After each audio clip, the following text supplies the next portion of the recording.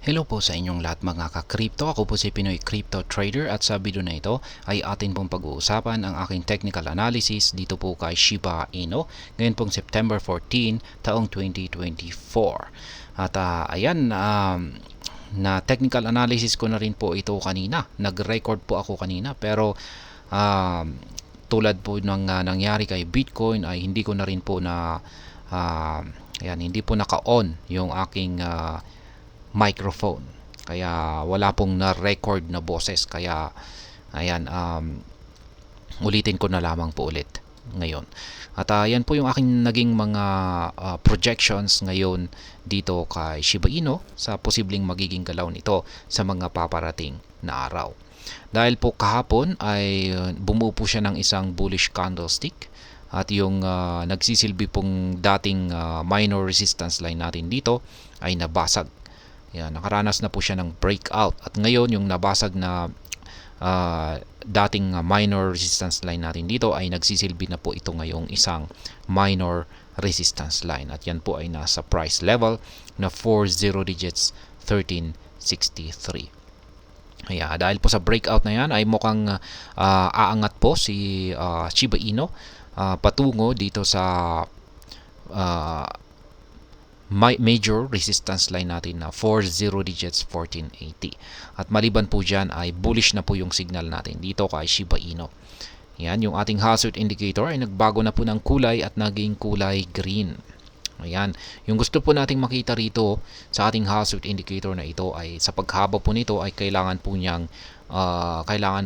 tumataba yung kanyang pangangatawan. Katulad po ng ating nakikita dito. Yan, kapag ganyan po kataba yung pangangatawan ng ating hazard indicator ay masasabi po natin na malakas yung bullish momentum nito at mabilis yung kanyang mararanasang pag-angat kapag ganyan po kalaki yung nakikita natin na pangangatawan ng ating hazard indicator dito. Kaya yan, basta ang importante naman ay basta ang importante na nakikita natin sa hazard indicator natin dito ay basta humahaba po ito ay lumalaki yung pangangatawan nito. At syempre ganun din po yung ating QQE mode indicator dito. Ang gusto po nating makikita rito ay nabubuong mga kulay blue na QQE bars at ito ay bumubuo ng formation na kung saan ay lumalaki yung mga sukat nito.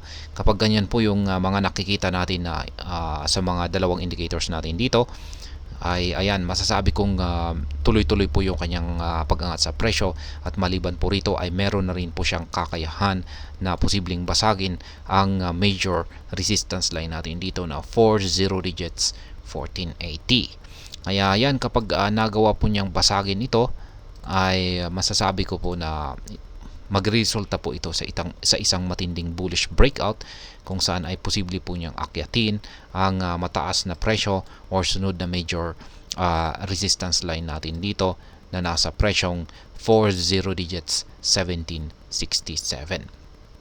Ayan. Pero meron din po tayong isang minor resistance line dito pero yan, kung matindi po talaga ang bullish momentum na mararanasan ni Shiba Inu ay dediretso lamang or dadaanan lamang po niya yung minor resistance line natin na ito. Unless na yung bullish momentum nitong si Shiba Inu ay mauubos lahat dito sa kanyang pagbabasag dito. At kapag yan po yung nangyari ay syempre hanggang dito lamang po yung kanyang maaring akyatin. Pero pag punong-puno pa ito ng sapat na puwersa ay ayan, gaya ng aking sinabi kanina ay aakyatin niya ang mataas na presyo na ito or ang sunod na major resistance line natin dito. Ngayon ay kapag nauntog naman itong si Shiba Inu dito sa major resistance line natin dito at bigo po siyang basagin or tagusin ito, ang masasabi ko naman po rito ay mauuwi lamang po ito sa isang consolidation. Yan, siya po ay yan, ang mangyayari po rito ay ayan, palitan lamang po natin yung kanyang projection dito. Kunwari ay nauntog po siya rito, hindi po talaga niya kinaya ay ayan, Mauwi po yan sa isang consolidation. Nangyari dyan ay magsa-sideways lamang po siya rito, or maglalaro lamang po ang presyo ni Shiba Inu sa pagitan ng ating major resistance line dito at saka minor support line naman po dito sa ibaba. Siyempre may posibilidad na rin po na biglang magbago ang ihip ng hangin at babalik itong si Shiba Inu dito sa ilalim ng ating or mababasag niya yung minor support line na ito na nasa 40 digits 1363, at kapag nangyari po yan ay babalikan po niya ang presyong 40 digits 1267. Yan, posible po siyang bumagsak hanggang dito sa sunod na support level natin na ito. Pero ayan, sa mga projections na yan ay mababa po yung chances na makakaranas ng pagbagsak si Shiba Inu sa mga paparating na araw. Mas mataas po ang posibilidad na ipagpapatuloy niya yung kanyang pag-angat sa presyo dito. At yan, mukhang aakyatin niya ang presyong 40 digits 1480. Kaya ayan, kung pag nagawa po niyang akyatin ito, ay dito naman po natin aabangan kung ano ang kanyang magiging interaction sa major resistance line natin dito. At ayan, kapag nabasag ay magpapatuloy siya sa kanyang pag-angat. Pero kapag nauntog ay magpapatuloy po siya sa kanyang consolidation, or magko-consolidate siya dito. Ngayon ay pagdating naman po sa ating spot trading ay wala pong na-trigger na kahit anumang nakaabang na mga pending orders natin dito kay Shiba Inu. Yan, yung inaasahan po natin na mati-trigger dito ay yung nakaabang na sell pending order natin dito or take profit natin dito sa presyong 40 digits 1480. Sapagkat gaya ng aking sinabi kanina ay meron po tayong mga lumabas na bullish signal sa ating mga indicators na nagsasabing mataas ang posibilidad na magpapatuloy sa pag-angat si Shiba Inu sa mga paparating na araw, at posible po niyang patamaan yung major resistance line natin dito.